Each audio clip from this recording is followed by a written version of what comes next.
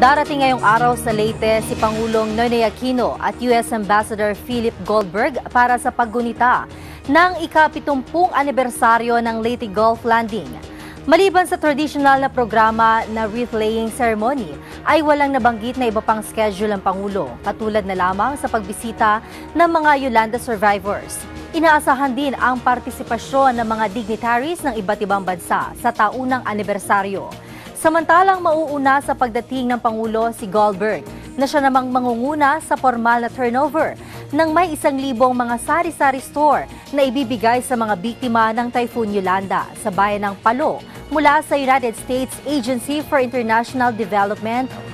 At nakatakdang magbigay si Goldberg ng 176 million pesos na pondo na magsisilbing pautang sa mga negosyante sa rehiyon na hangad na makapagsimulang muli ng kanilang negosyo.